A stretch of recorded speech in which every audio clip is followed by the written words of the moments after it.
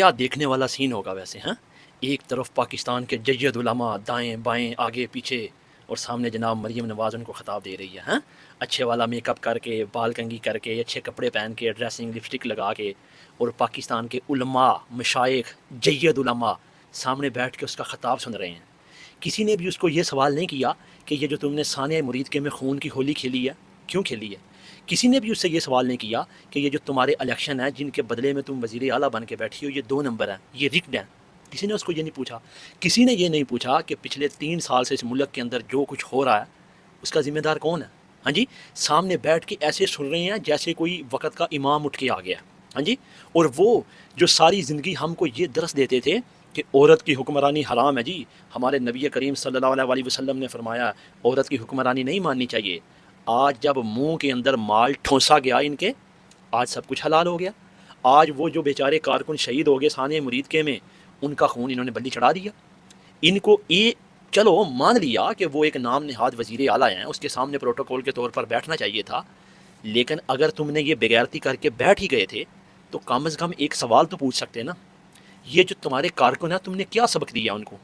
تم نے ان کو یہ سبق دیا کہ وہ آج کے بعد تمہارے لیے آواز بلند نہ کر سکے.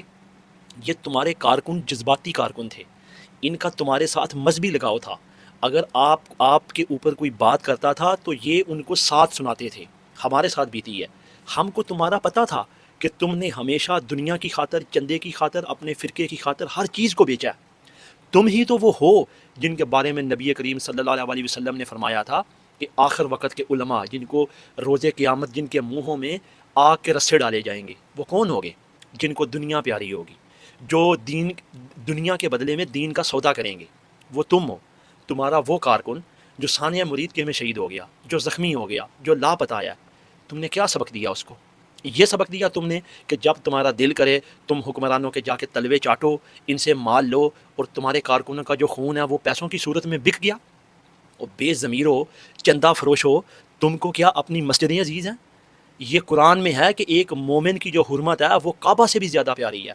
اور وہاں انہوں نے لبیک یا رسول اللہ کہنے والے لوگ، ان کے عقائد کے ساتھ اختلاف ہو سکتا ہے، وہ درود پڑھنے والوں کے اوپر گولیاں ماری گئیں، اور تم نے ان کی جان کا سودا کر دیا اپنے صرف عہدے کی خاطر، اپنے چندے کی خاطر، اپنے فرقے کی خاطر.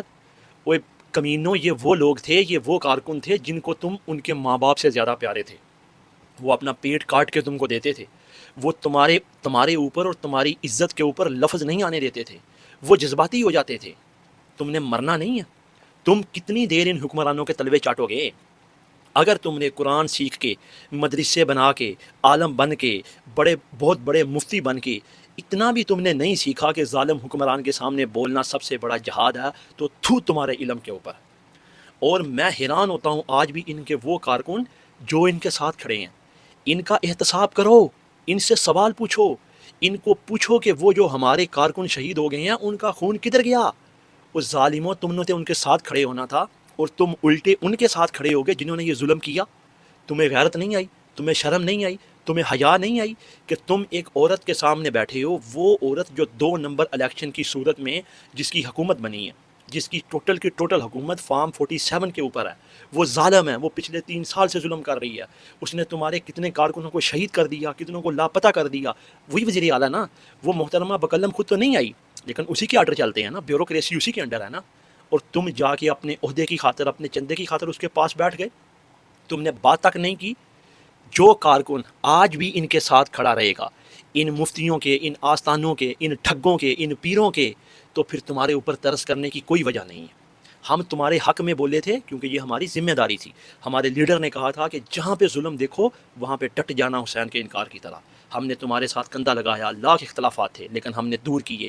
لیکن وہ جن کے لیے تم مرے، جن کے لیے تم ہمیں گالیاں دیتے تھے، جن کے لیے تم ہمیں برا بھلا کہتے تھے، آج وہ انہی حکمرانوں کے ساتھ بیٹھ کر عیاشیاں کر رہے ہیں، اور تم کٹ رہے ہو، تم مر رہے ہو، تم زخمی ہو رہے ہو.